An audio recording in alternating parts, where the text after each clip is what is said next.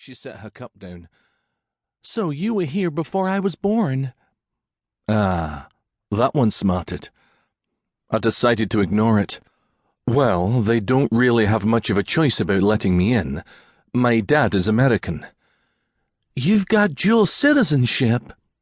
Her eyes widened. "I've never met anybody who had that before." "Well, I'm glad to be your first. I hope it was amazing." The joke fell flat. That had been on the list of don'ts. Don't joke about sex. I didn't want to go back to the horrible, awkward way the date had started out, so I shifted to something more neutral. "What about you? Where are you from?" "Pennsylvania, Harrisburg. Very upper middle and boring. But then I moved here." Her face lit up like she was talking about her first love. "Gosh, almost 5 years ago, and it completely changed me." "You grew a second head," I joked. "Or you shed the superfluous head you already had." "Thank God, that second one was totally ugly." Her nose crinkled when she smiled. "I just meant I went from having a personality that had been written for me by all the people around me to coming to this place where I was a blank slate. I didn't have to fit in with my clique back home anymore. We were so the plastics."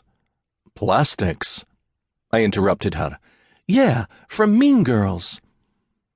She waited for a sign of recognition, but I couldn't give her one.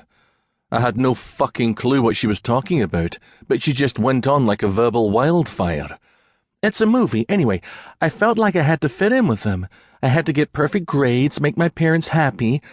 Now I'm here, and I get to be whoever I want." She nodded slowly, a self-aware smile bending her lips.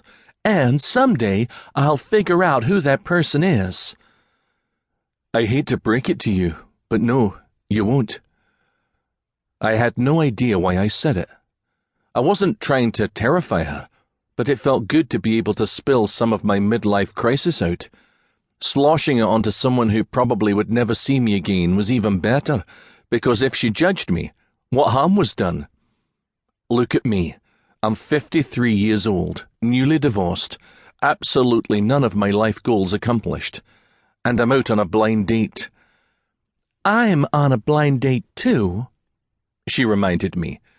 "Yeah, well, you're on a blind date, but you're on a blind date thinking you might meet someone new and exciting you can really connect with. I'm just terrified that you're going to start laughing at me." When she did start laughing at me, I added, "See, we're there already." "Gosh, is that what I have to look forward to at 53? Her nose wrinkled when she laughed. She studied me, a little too intensely, for a second, before she smiled and turned back to her food. "You know, I like you a lot better here than in some stuffy restaurant." I wasn't sure how she made that sound like a compliment, but it was possible I focused too much on the part where she'd said she liked me. I cleared my throat.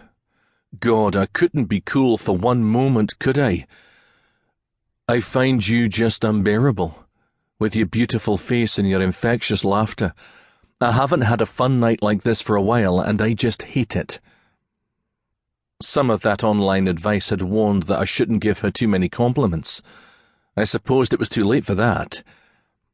She dipped her head, but I still saw the pleased smile she subdued as she looked up. Her eyes still smiled, though. "Sophie told me you're an artist."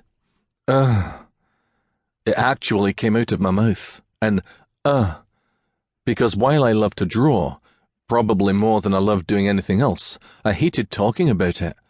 It was private and just for me, like jerking off. People knew I did it, but it wasn't something I wanted to share with everyone. Penny picked up on that. "Am I not supposed to ask?" "You can ask." My stomach crawled inside out whenever I had to discuss my work with someone, but I would force myself to endure it. She shrugged and daintily plucked a pea pod from within the container she held. "What do you do? Painting, sculpture?" "Drawing. Portraiture mostly." I was already shading the contours of her face in my mind as I spoke. "Figure drawing."